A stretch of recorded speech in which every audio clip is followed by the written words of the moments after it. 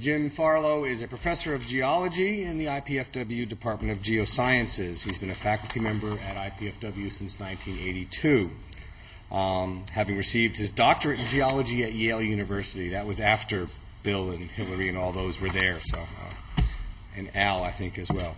As many of you know, his chief research interest is in dinosaurs. He's conducted field work in Texas and New England. He's been to the western U.S., Spain, and Australia. And he has done a number of things, and he has carried experimental studies of footprint formation by emus and other big birds in many zoos, including right here in our Fort Wayne Children's Zoo. He's authored a number of papers, technical papers, 2 books, some children's books, and so I am going to get out of his way and introduce to you our own dinosaur man here at IPFW, internationally recognized expert, Dr. Jim Farlow.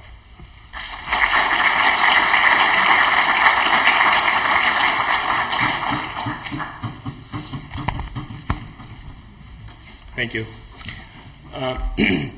I'm going to have to start by apologizing a little bit for how my voice may sound over the course of the evening. I'm just getting over this incredible cold, or whatever it is. Some nasty thing started nailing me on Friday, scratchiness, and I've had trouble sleeping for the last several days because of choking at night, and I'm only now getting over it. And even now, occasionally, the room will start to sway if I move too quickly. If that should happen, try not to be too alarmed. There are times in the last few days when I thought it was going to be more appropriate to refer to me as the extinguished lecturer. But we'll try to soldier on as best we can. Right now, I need my first drink. Okay, we're going to be using slides and transparencies throughout my presentation tonight, and so I think I'm going to go right to those.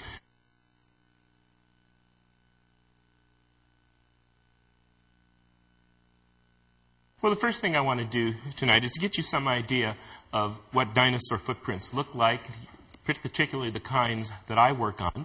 And once I give you this brief travelogue of dinosaur footprints, then I will talk a little bit about the kinds of problems that I'm interested in. And I hope this will set the stage for what we're looking for in this project. When you're studying dinosaur footprints, it's always a good thing to keep in mind that they aren't around anymore, and so you don't have to worry about looking over your shoulder to see what might be coming upon you. This is a very nice dinosaur footprint site on the Navajo Reservation in northern Arizona. You can see there's a human to give you scale. You can see these 3-toe depressions in the solid rock there. The dinosaurs did not walk through this surface stomping their feet very hard and making holes in the rock. Instead, at the time the dinosaurs were in this area, a couple 100 million years or so ago, give or take a week, it was soft mud. The animals walked in the substrate, the footprint was recorded, and then ultimately the mud was converted to stone, and that's how footprints are preserved. A few more examples. This one might be a tad harder to see, at least it is for me, but it's right here, just a small, wee little thing. And you can see it's a 3-toed little jobber. I apparently have no control over the focus. And no one else does either, so we'll go right ahead. Here are a number of footprints in a riverbed in Texas, the Paluxy River, a little creek in north-central Texas where I've done a lot of my field work. Here we see some big footprints there, where there's one, there's the next one, and there's the footprint after that. And one of the things you can get from a study of dinosaur footprints is how the beasts walked, how they carried their weight as they moved. Now, even though the footprints are in the bed of a river, the dinosaurs did not cross the river. They were there before the river. The river has eaten down through the overlying rock layers to expose the layer that the animals walked on, in this case about 110 million years ago. Here we have another dinosaur footprint site in central Texas, this one in Austin. Here's a little print. There's the next one in the series. This would have been a cute little dinosaur, about the size of a human being, 4 footprints of the beast in sequence. Now, this trail and the one before it will give you some idea of the normal walking step length of a dinosaur, but occasionally, for one reason or another, they got bees in their bonnet, and they moved a little faster than that. Here we have a footprint, and there's a hammer to give you the scale. There is the next footprint in the sequence. This particular dinosaur was probably moving a good deal faster than the other ones we've been looking at. You can find dinosaur footprints at sites all over the world. They are not rare fossils at all. Under the right geologic conditions, they can be extremely abundant, often much more abundant than dinosaur skeletons. This is from a site in Australia. The local people there, way out in literally the middle of nowhere in the outback of Queensland, they have put up this little sign for their dinosaur footprints. And that's a scruffy Australian paleontologist to contrast with the handsome, clean-cut variety in front of you this evening. Here we have one of the big footprints at that site. You notice, again, it's a three-toed job. I'm going to be talking about three-toed dinosaur prints this evening because those are the kind that interest me. Three-toed prints were made by dinosaurs that walked on their hind legs, bipedal dinosaurs. And they come in two basic varieties, plant eaters and meat eaters. The meat eaters and their relatives we collectively refer to as the theropods, but there are a number of groups within the theropods. And then there are some others, plant-eating dinosaurs, the lizzutosaurs and the ornithopods. And I've written down some of these names that you're free to write down and try to impress people at cocktail parties with at your leisure. Sometimes with these prints, you get a very good preservation of the tracks. This is a footprint at a collection in Amherst College in Massachusetts from some of the classic New England dinosaur footprint sites. Somebody has very conveniently outlined the footprint with white chalk or something there, where we're going to zoom in real close into this area of this particular footprint. And when we do that, you may be able to see from where you're sitting that there are even details of the skin texture of this particular dinosaur, showing that they had a kind of a scaly foot sole, sort of like you get on the underside of the foot of an alligator. Okay, now, this is another slab that is in that collection in Amherst College, and this illustrates very nicely the kind of problem that I'm concerned with in my research. As you look at this slab, you see a number of footprints going every which way, and you notice some of them are fairly large, like this particular one right here. Others are rather smaller, this one right here. And then you come in other sizes in between. Now, the question that I have been interested in ever since I began working on fossils of this kind is the matter of how much information these footprints can provide about the kinds of animals that made them. Remember I said a few minutes ago that dinosaur footprints are sometimes very abundant in Mesozoic rocks, often considerably more abundant than dinosaur skeletons. And sometimes they provide us with our best, and in some cases our only, information about what kinds of dinosaurs were living in the area. So if we could interpret these footprints, we might be able to get some handle on how many different species of dinosaurs were living in an area at one time. And we might further be able to get some idea of what kinds of species those were, whether they were theropods of one kind or ornithopods of one kind or what have you. And my research has focused on the question of how much information of this kind we can extract from the footprints. How accurately can we hope to identify dinosaur footprints? And as you'll see in a few minutes, I've had to take a number of different approaches that at first glance might not seem directly relevant to the study of dinosaur footprints in trying to get at this particular question. Well, before I begin to talk about that, let's give you some idea of what some of these different kinds of animals look like. Now, these are artists' reconstructions of some of the dinosaur groups that I'm going to be talking about. They are based on reasonably complete skeletons, so the animals probably look more or less like the way they're depicted here. But obviously, what color they would have been, we have no information about that. But we can get some idea of how big they were, what their body proportions were like, and so forth.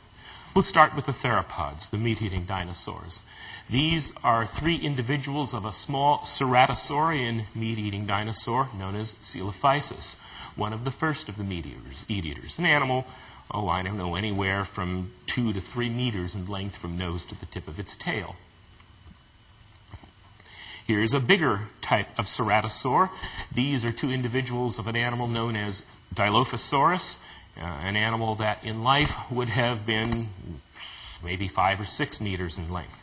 This animal figured prominently in the movie Jurassic Park, but they took extensive liberties with the way they depicted it.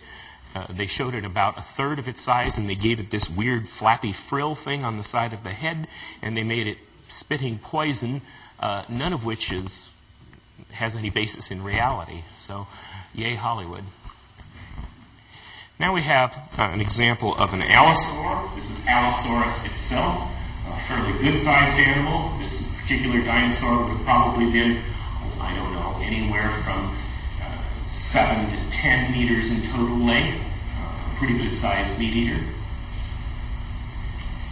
And this is a type of dinosaur known as an ornithognomosaur, an ostrich dinosaur. And I think you can see why it's given that name. It has a very ostrich-like appearance to it. To give you some idea of the size of that animal, this is a very nice cast of the foot skeleton of one of these dinosaurs. And it'll show you some of the features of the foot quite nicely. Tyrannosaurs are among everybody's favorite meat-eating dinosaurs. This is a form known as Daspletosaurus. This animal would have been about the same size as Allosaurus. And then we have the Dromaeosaurs. This is Dromaeosaurus itself. You don't get a very good idea because he's not facing the camera, being concerned with other things at the moment. These are the animals to which Deinonychus or Velociraptor also belong. And these, you recall, also figured prominently in Jurassic Park. We come now to some of the plant-eating dinosaurs. This is a little one right here. This is Cusanosaurus, an animal, one of the earliest of the plant-eating ornithischian dinosaurs, a wee little thing. And then there were also fairly good-sized plant-eating bipedal dinosaurs. This is a form known as Iguanodon, which would have been a very massive animal. I worked with the skeletons of these in Brussels, and even though they weren't the biggest of the dinosaurs, they give such an impression of massiveness when you're right beside the skeletons that it's quite impressive. This animal probably weighed, ballpark figure, 3 or 4 tons when it was alive.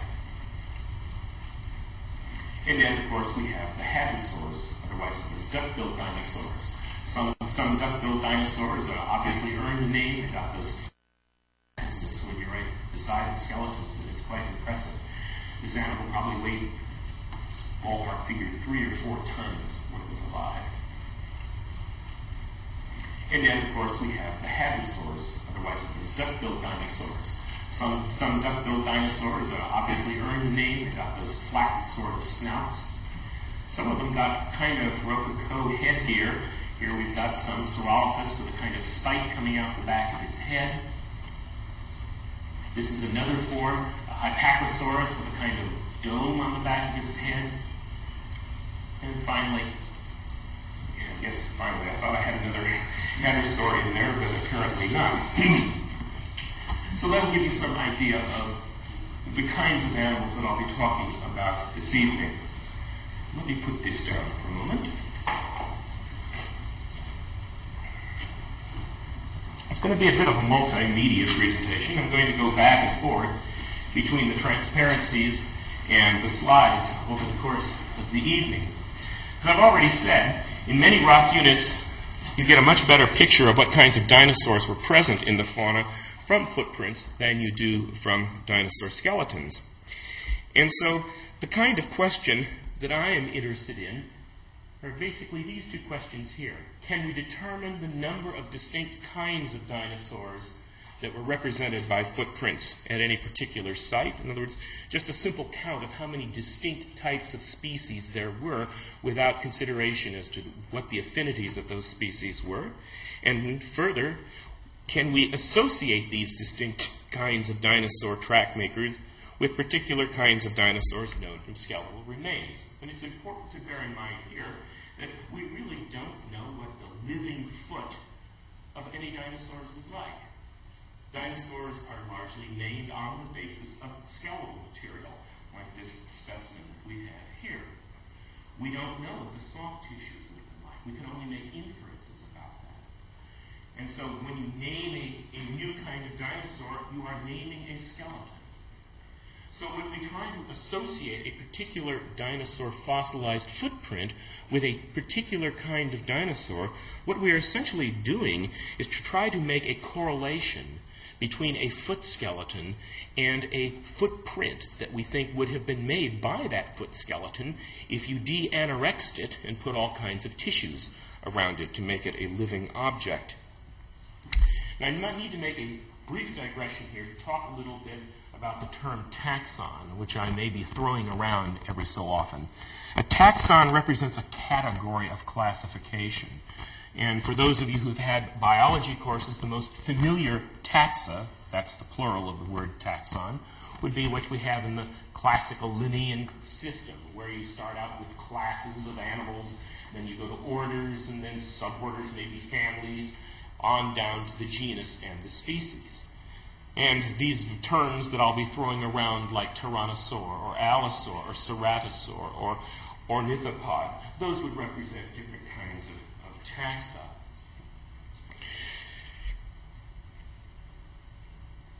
Now, I've stated in general terms here the kinds of questions that I'm going to be concerned with this evening, but I want to restate these in the form of some more specific questions, ways of trying to get at these kinds of more theoretical questions outlined above.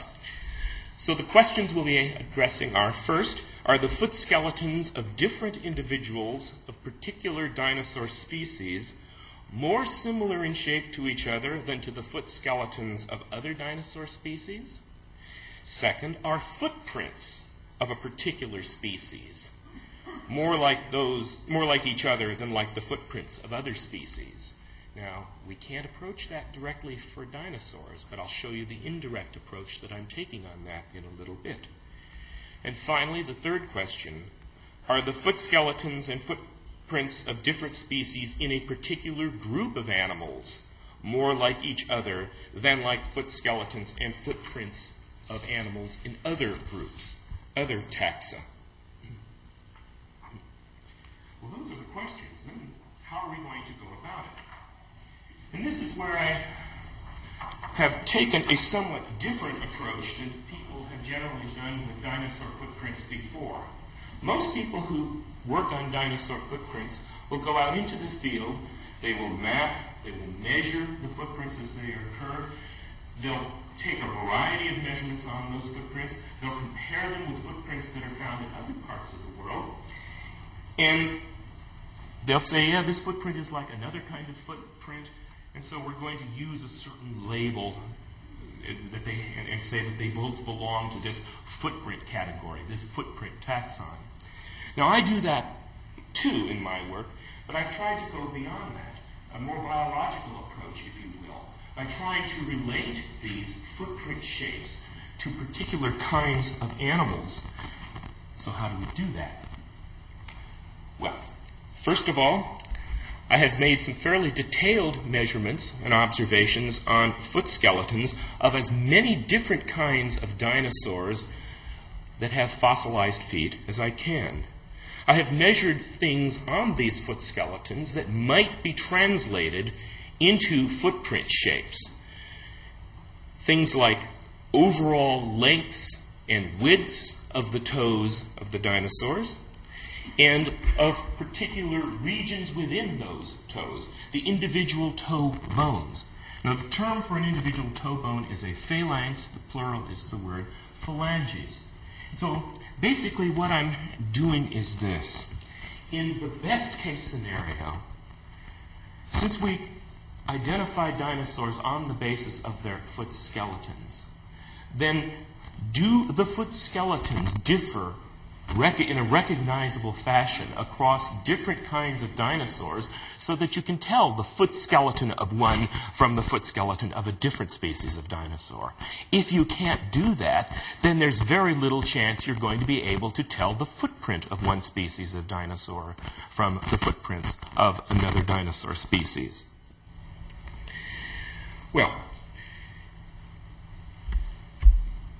in approaching that kind of question, excuse me,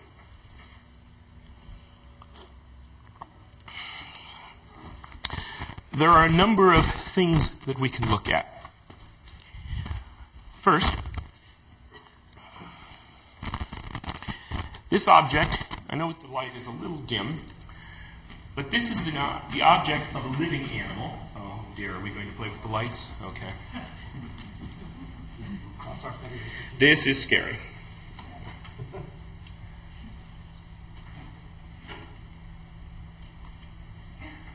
All right, good. This is the foot, I should say, not of a dinosaur, or at least not in the usual sense of the word, but this is the footprint of a living animal, or, well, it was at one point the foot of a living animal. This is the foot of a large flightless bird, an emu. And as you're going to see later on this evening, I'm quite fond of emus. I've spent a lot of time with them.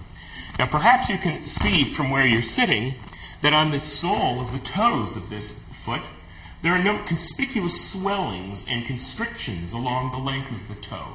These are digital pads. Like here you can see them fairly prominently on that particular foot, or toe, I should say. This is an actual emu footprint from an adult bird, and perhaps you can see the same objects there as well. Now, interestingly enough, you see the same thing in very well-preserved dinosaur footprints. This is the footprint not of a dinosaur, but of a small carnivorous dinosaur from New England. And perhaps you can see from where you're sitting, there are the same little swellings along the length of the toes in this particular dinosaur. Well, we're going to go back now to the slides. So let's see if I have remembered how to do this. Eventually I can learn anything. Just ask my wife.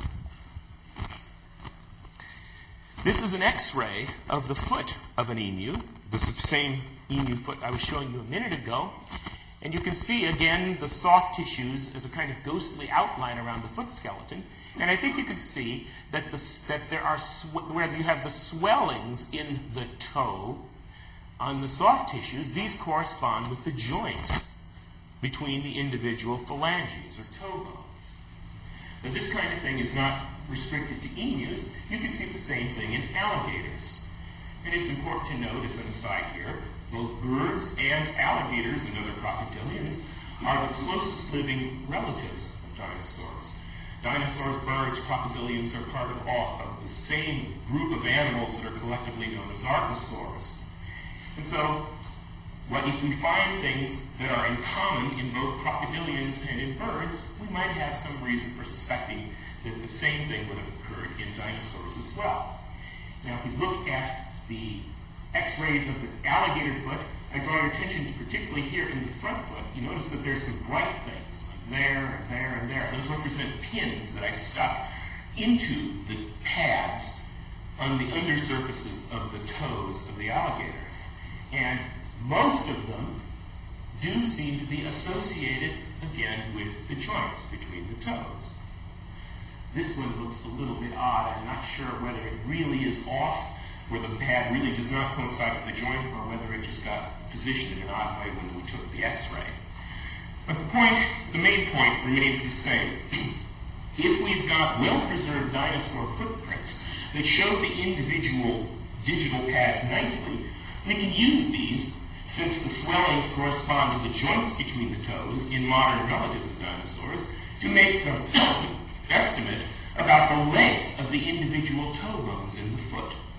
So in a footprint, we can measure not only the overall length of the toe from the foot impression, but if the footprint is well enough preserved, we can say something about the relative proportions of the bones within the toes. And this gives us something we can now start to compare with dinosaur foot skeletons in an attempt to see how closely we can correlate between dinosaur footprints and the skeletons of the animals that made them.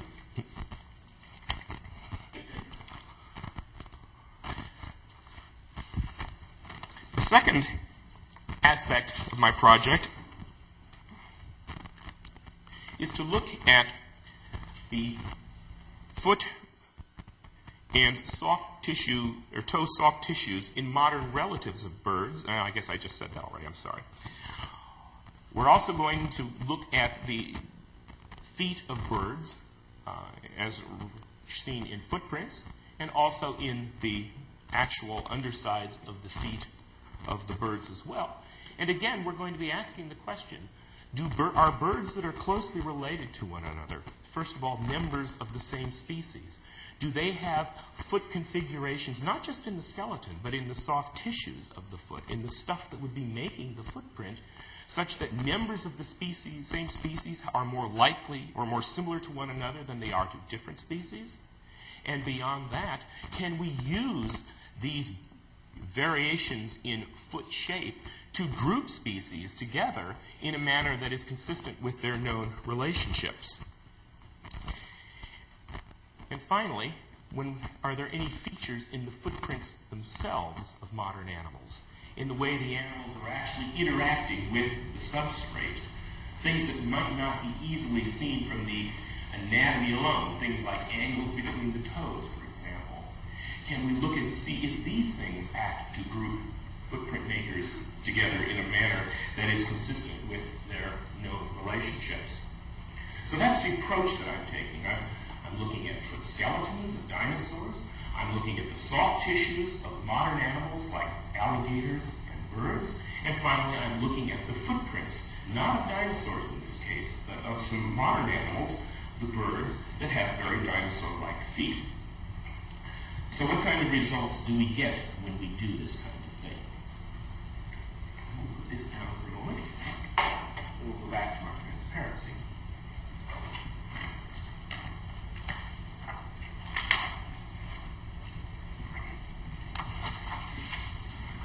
This first transparency, and my wife told me I should not use a lot of these, that I should concentrate on showing lots of pretty pictures of animals and things in my talk, because a lot of people don't like graphs. So I'll try to hold these to a minimum this evening. What are we looking at here? This is simply looking at the proportions of the toes, the lengths of the toes in different kinds of dinosaurs that could have been making footprints. And we're expressing these as ratios, simply. Here's the ratio of the length of the inner toe, digit 2, to the middle toe, digit 3, along this axis, and the ratio of the outer toe, digit 4, to digit 3 in this axis. And I know the statisticians in the crowd will be angry with me for using ratios. This isn't considered a very bad thing to do, but for graphical purposes, to just show how things spread out on a graph, this conveys what I'm trying to tell you better than any other graphical technique I have found. So what are we seeing here? If we have points that plot in this region of the graph, this means that the middle toe of the dinosaur foot, this one right here, is relatively long in comparison with either the outer or the inner toe. And I think you can see that there's a kind of pattern in the points there. And if you don't see the pattern, I'll tell you what it is. The theropods, the meat-eating dinosaurs and their relatives, I have shown with dark symbols here and there. The ornithopods and the primitive ornithischians, the heterodontosaurs all the way down through the hadrosaurs and certain bipedal ceratopsians are more open symbols. And I think you'll see there is a tendency for the theropod dinosaurs, the meat-eaters, to have a relatively long middle toe in comparison with the other kinds of dinosaurs. So there's at least a gross feature that you can use to try to distinguish among these different categories of track makers. On the other hand, the news isn't entirely encouraging because there's a lot of overlap between the plant eaters and the meat eaters in this feature. And within the meat eaters or within the plant eaters, there don't seem to be a whole lot of separations among different kinds or subcategories of dinosaurs. So the point of this comparison seems to be that you can perhaps tell major groups of dinosaurs apart on the basis of this comparison of relative toe length, but it doesn't seem to give us a whole lot of information for looking at particular groups or taxa within those major groups.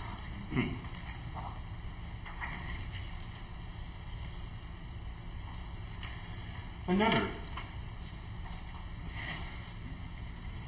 comparison. In this particular transparency, what we are looking at is how fat or how broad or wide the foot skeleton is, the toe skeleton is, compared with the length of the toe. So we're doing it for the middle toe in this case, digit 3, the middle toe, the length of it versus a good estimate of what the width of the toe would be, the width of the toe bone that is halfway out along the length of the toe. Phalanx 3-2, the second toe bone of digit 3. And some of you will notice that I've gone and used log axes. Most of you will have no idea what that means, but for those of you who do know what that means and wonder why I did this, it's because I get a lot of great big dinosaurs and some very small dinosaurs, and if I didn't do this kind of manipulation, the little dinosaur points would be a kind of meaningless blur in this portion of the graph. I'm sure you're happy to know that. So what kinds of patterns can we see in this? And again, there does seem to be at least a gross difference between the meat-eating dinosaurs on the one hand and the plant eaters on the other. Again, the meat-eating dinosaurs are the solid or darker points. The plant eaters are the more open symbols. And I think you'll note that the meat eaters tend to be along this portion of the graph. The plant eaters tend to be further up along this way, and then there are some plant eaters that are really way up here. Some of the big, what that is saying is that plant-eating dinosaurs tend to have fatter toes for their lengths. And there are some plant-eating dinosaurs, the hadrosaurs and the iguanodonts, that have really fat toes. Well, to see this for yourself, in case you don't believe it in a graph, let's go on to the slide. This shows 2-foot skeletons. On the left, we have a foot skeleton of iguanodon, a big plant-eating dinosaur. On the right, we have something that is called Albertosaurus. It may actually be something else, but it's at least a tyrannosaur. And I think you can see that the kind of comparison that we were looking at there, the iguanodons would be plotting about there on the graph, the tyrannosaurs about there, and yes, indeed, the meat-eating dinosaurs do tend to have longer and skinnier toes than do plant eaters. We might actually use this to try to identify footprints and at least say that that is a track of a big meat eater as opposed to a big plant eater. Here we have a footprint from one of my sites in Texas, a fairly good-sized one. There is my foot to give you the scale. This would have been a fairly big dinosaur, and I think you can see this animal tends to have fairly long and skinny toe marks, and so this is probably the footprint of a big carnivorous dinosaur.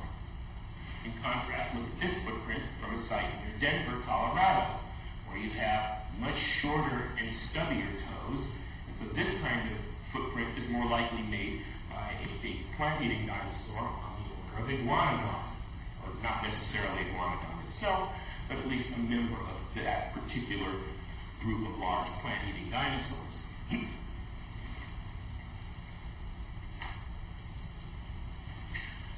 So we've got at least something that we can use to make a gross discrimination among major groups of dinosaurs. But can we do it any finer than that? Can we perhaps find features that would help us to tell the footprints of one kind of theropod group from that of another? Could we tell the footprint and the foot skeleton of an allosaur from that of a tyrannosaur or from a ceratosaur? And this gives the results of my attempt to see if something like this could be done. I know you can't see this from where you are, but these represent a variety of different kinds of meat-eating dinosaurs where I was able to make measurements of the individual phalanges along the lengths of the toes, and then standardize them as though they had come from a foot of the common length, and then simply let the computer see if there are any patterns in the data. Which ones of these are more similar to one another than others are? So it generates this kind of goofy-looking cluster pattern, and I get some bad news when I do this. Basically, all the really big meat-eating dinosaurs are up here. They're all very similar to one another, regardless of their phylogenetic or evolutionary relationships. A tyrannosaur has a foot very much like an allosaur, very much like a big ceratosaur. And the little smaller kinds of dinosaur, of theropod dinosaurs are here. Some of these patterns make a little bit of sense in terms of the relationships of these animals, but in other cases they just go together in a crazy sort of fashion. So on the basis of phalangeal proportions, the story is not as encouraging as I would have hoped. maybe we cannot say much more than to say that a footprint is made by a big meat-eating dinosaur, and maybe we can't say exactly what kind of meat-eating dinosaur it was that made that footprint.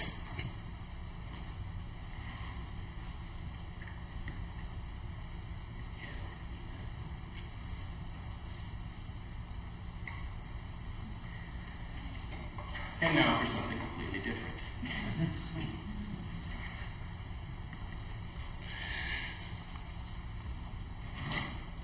We'll go back to the transparency to illustrate where we were in the presentation. One of the things that might affect whether footprints are more similar to those of others of the same species or not could be the growth of the animals.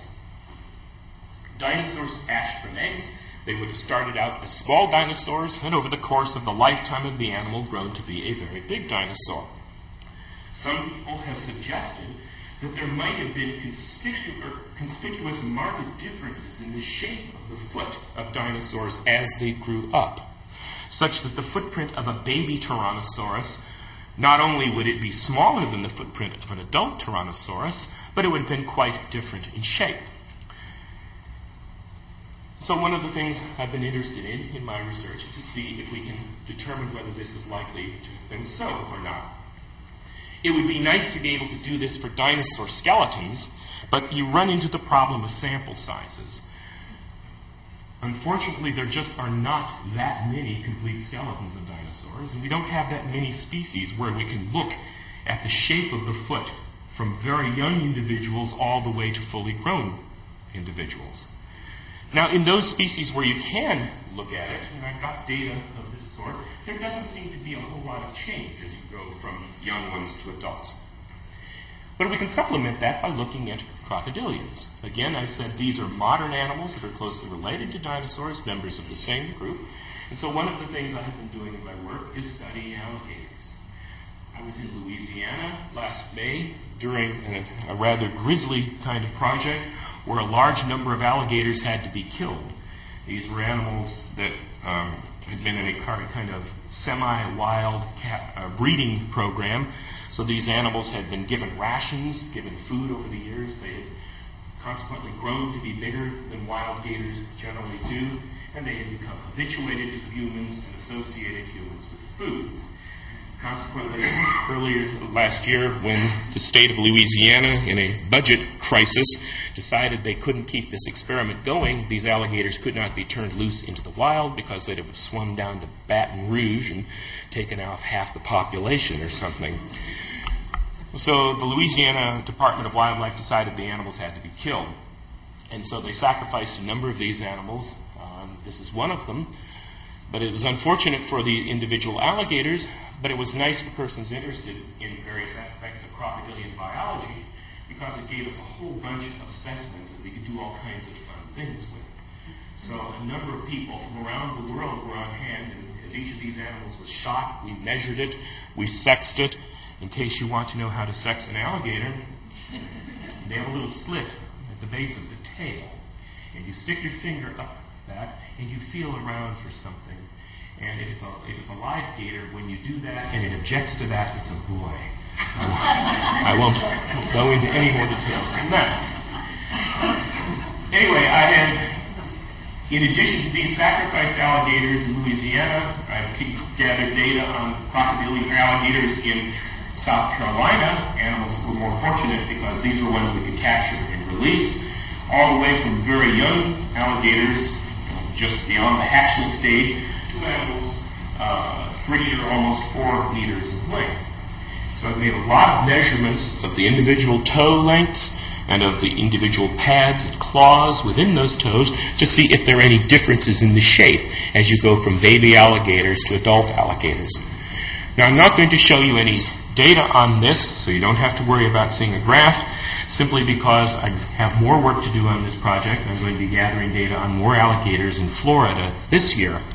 But the numbers that I have so far suggest that they don't change much in shape as you go from babies to adults. That baby alligators have feet that are essentially miniature copies of the feet of adult alligators. And we can't leave this, of course, without showing you what the foot of an alligator looks like. So there's what the hind foot of an adult alligator, in this case, is like.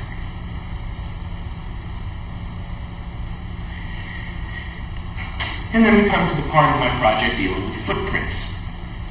Again, in trying to see whether we can associate footprint shapes with relationships among the different kinds of footprint makers, we can't do this directly from dinosaur footprints. If we could, my project wouldn't be necessary in the first place. But we can look at modern animals with a three-toed foot that walk in a manner rather like dinosaurs, and that are closely related to dinosaurs. In fact, by many people's thinking, are modern dinosaurs, directly descended from the theropods. And that gets us to the birds, big ground birds like emus. And so I have done a lot of work on collecting footprints of birds in zoos all over the country, particularly here at the Fort Wayne Zoo, and in making some of the same kinds of measurements on them that are customarily made on dinosaur footprints, and then seeing, are the footprints of different emus more like each other than they are like the footprints of other species of birds? And do the various bird species make footprints that are similar or different from one another in a manner that parallels what we know their relationships to be? Well, before I answer that question, let me show you some of the kinds of birds I've had the pleasure of working with in this project. These are 3 emus here at the zoo. Emus are a pleasure to work with. They're usually very friendly kinds of birds. They are not mean like ostriches or rheas or sometimes cassowaries. I have nothing but nice things to say about emus. These guys are a little bit different. This is a cassowary. Like the emu, it's a big Australian bird, and it's closely related to the emu. It's probably the closest living relative of the emu, which is an important point. But its disposition is quite different from that of an emu. If you notice, this is the foot of the animal, the left foot, and on the inner toe, they have this whopping big claw. And if a cassowary gets mad at you, it jumps up in the air and whacks out at you. And these have been known to disembowel and kill both domestic animals and humans. So one has to be very careful when one works with cassowaries. These are a couple lesser rheas in the Oklahoma City Zoo. The emu, the rhea, the cassowary, these are members of a large group of birds known as ratites. They are all closely related to one another. And here we have other things. This is a thing called a weka. It's not closely related to the emus at all, but it is a ground bird, a weird thing from New Zealand. This is a buff-crested bustard. One of my favorites, a crested sirena. It's got a very nifty little top knot of feathers at the top of its head. These are curassows, animals that are related to the pheasants. This is a Philby's partridge. The blue-eared pheasant, or as one of my students called it, the Mr. Spock bird. Himalayan monals, another kind of pheasant. And so that'll give you some idea. I've actually worked with about 40 different species of birds that spend a lot of their time on the ground where they can make footprints. And the procedure is to go into the zoo and collect their footprints. This is what we're doing here at the Fort Wayne Zoo. This, I think, will give you a very good feeling about why I think these are good animals to study if you're interested in dinosaur footprints. So we go out, we allow the animals to make the prints. We then pour plaster of Paris into those footprints, letting them harden, and then afterward you get a very nice replica of the footprint that can be brought back to the laboratory for study. Now in the laboratory, we digitize the footprints according to certain anatomical landmarks. This particular transparency shows you a ghostly outline of a footprint, in this case of an emu. Each one of these numbers represents an anatomical landmark on the footprint that can be recognized from one footprint to the next of different kinds of birds. And then the lines across them represent various linear measurements that are made from those anatomical landmarks. And so you can see we've got quite an extensive range of data there to work with.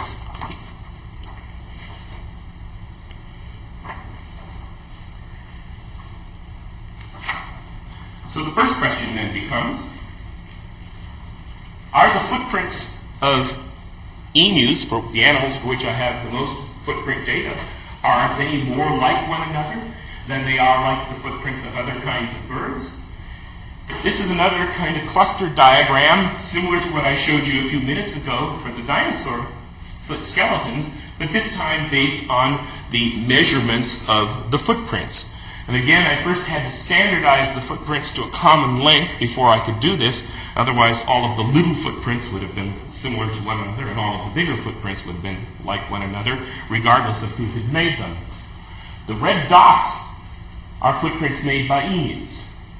And I'm happy to say that for the most part, yes, the emu footprints are more like each other. Each one of these represents a different bird having made the footprints. So in general, the emu footprints are more like each other than they are like the footprints of other kinds of birds.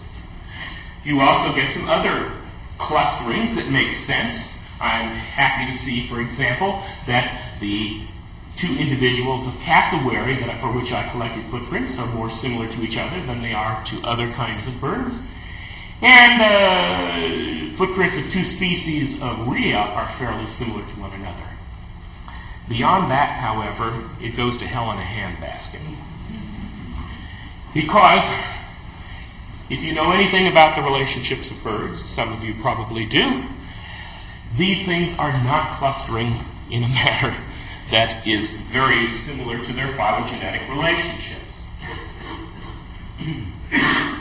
This particular diagram shows what our current understanding of the evolutionary relationships of the different groups of birds based on a variety of data, measurements of body form in the birds, and also on molecular data, comparing DNA sequences and things like that.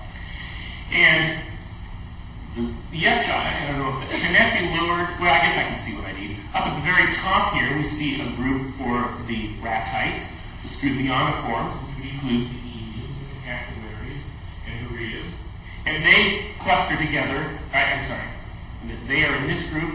And then you have a number of other groups that are not particularly closely related to this group.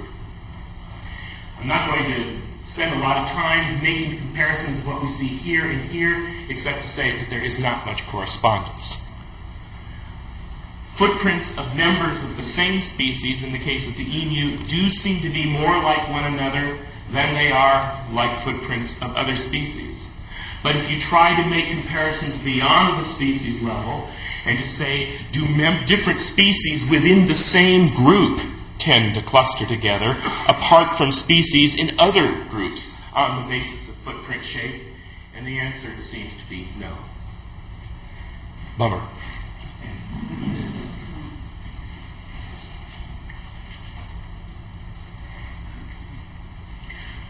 Well, the measurements that we were looking at in that particular analysis were kind of gross measurements, overall lengths of the toes and things like that. Could it be that if you looked at the soft tissues, the digital pads, or the spaces between individual digital pads, or the lengths of the claw marks, perhaps these would be more similar between species that are closely related to one another than they are across from species that are not particularly closely related. Most of the footprints that I collected were not good enough to answer that kind of question, particularly for the smaller birds. You have to have just the right kinds of conditions to preserve very delicate footprints, so I couldn't get that. But what I could do is look at study skins in museum collections. Things like this, where you've got the dried down remnants of the foot of an animal that was collected for study purposes. And I can look at the way the feet are in those particular specimens. And when you do this, well, the news is not particularly encouraging. Here we have an emu, and you can see the nice little pads on the toes, the number of pads, you can see the claw marks. This particular animal, however, is not an emu. This is an animal that was a corydustan, which is not closely related to ratites at all. It is not a ratite. It is say more closely related to the cranes. But perhaps from where you are, you can see that this foot and this foot are very hard to tell apart. If you didn't know who this animal was, you would think that it was a dinky little emu from the basis of its foot. And I have a footprint that I have collected of a cory bustard that you're welcome to come and look at after my presentation, compare it with my emu footprint, and I think you'll see, well, they're very, very similar. The same kind of thing occurs if you look at other kinds of birds. Across, in this particular photograph, I've got photographs of birds that are vertically arranged, like here and here, are animals that are closely related to one another. So here we have, this is one type of tinamou, here's another kind of tinamou. Here we have a kiwi, which is a type of rat-type bird, which would be related then to the rhea that we have here. And here we would have a pheasant that is all by itself.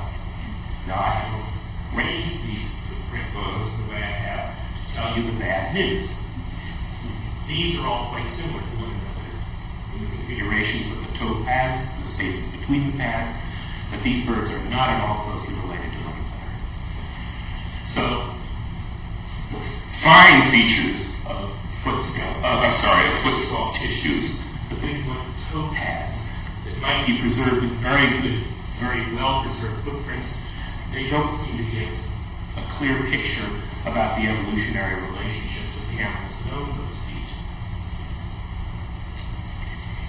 I can make the same point by looking at not just semi-skins, but footprints of some fairly good-sized birds, where they are large enough and heavy enough to sink into the substrate to preserve some detail of the underside of the toes. Here we have 3 footprints of emus, a young individual, and these are 2 emus, a young individual and an adult. This is a cassowary, a little harder to see, but you can make out a really long claw on the inner toe of the cassowary, which is quite different from the much smaller inner claw of an emu, even though these animals are very closely related. Their common ancestor existed more than a few million years ago. This is a rhea, which would be closely related to all of these guys. This, however, is an ostrich. An ostrich is another rat type, very closely related to emus and cassowaries and rheas, but it only has 2 toes. A very different kind of foot shape.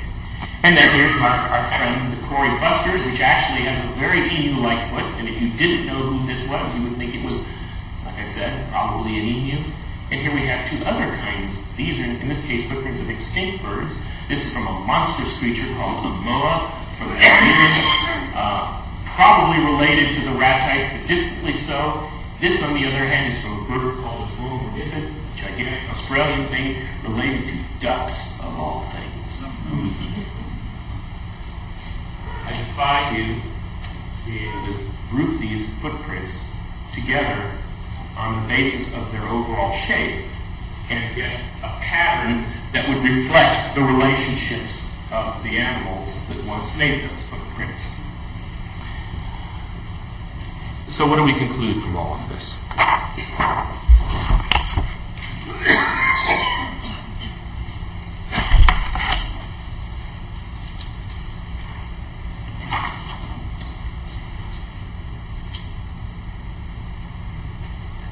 I think it's likely because that if you look at the footprints in any particular area on a local basis or even a regional basis, if you have some footprints that are very similar to one another in their appearance on a local basis, then there's a good possibility that they were made by the same kind of animal. You can also then take into account the size of the footprints as well. So on a local or regional basis, I suspect that differences in footprint shape can be used to get at least a minimum estimate of the number of species that were living in that area.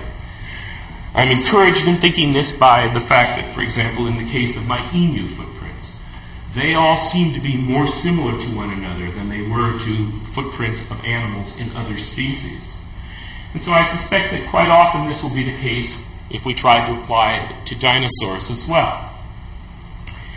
We probably don't have to worry much about changes in shape as the animals grew up from very young to adult creatures. And so that's a positive result. However, it is probably not safe to make the assumption that if you have two footprints that are quite similar in size and shape in widely separated geographic areas, that the animals that made those footprints were necessarily closely related to one another. And last, what is perhaps going to be, if you're at least a footprint specialist, a fairly controversial conclusion, I'm very skeptical about whether it is safe to do this. There are some workers on dinosaur footprints, work on three-toed footprints of the kind that I study, who think that if we see a footprint of a given shape, which shape can be called megalosaurus, in places like North America or Europe and Asia, they would conclude from that those rocks are all about the same age because they were made by animals that were closely related to one another. My work seems to suggest that you can have footprints that are fairly similar in shape, and the animals are not very closely related to one another. So I would be very cautious about doing that kind of procedure. So the take-home message from my presentation tonight is that you can do some kinds of things. I think you can use footprints to do local paleoecological studies and get some idea of the number of kinds of dinosaurs that were living in the area. I think you can only get a fairly coarse impression of what those dinosaurs were. You might be able to say we've got one kind of big eating dinosaur, and we've got another kind of big plant-eating dinosaur. But we probably can't say for sure exactly what group of large meat-eating dinosaurs those footprints should be assigned to, or what species of big plant-eating dinosaur made those particular footprints. So I think you can get a limited amount of paleoecological information from the study of three-toed dinosaur footprints. However, I think using dinosaur footprints to correlate rocks in different areas to try to say that these tell us that the rocks are of the same age is a very dangerous procedure.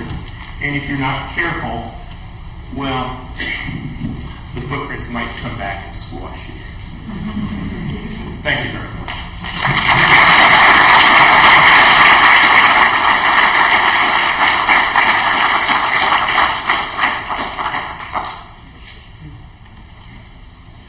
Come up a little slow there, at least a little bit. I realize I never did announce what the title of the talk is, but after the talk is pretty good to be able to realize that we have been talking about, or at least Jim has been talking about, skeletons, big dumb birds, and up to my you-know-what in alligators. And I think you've definitely demonstrated these are some unorthodox approaches to the study of dinosaur footprints, and so maybe it was better to wait till afterwards to be able to have the title. We actually have a few minutes if anybody has any questions for Dr. Farlow. Back there. I don't have your book. That's Frank. And we don't want to, I don't have my glasses on, so I couldn't tell it was you, Frank. Okay. That was an inside joke. Do you find the alligator footprints to be most similar to carnivorous or herbivorous dinosaur footprints?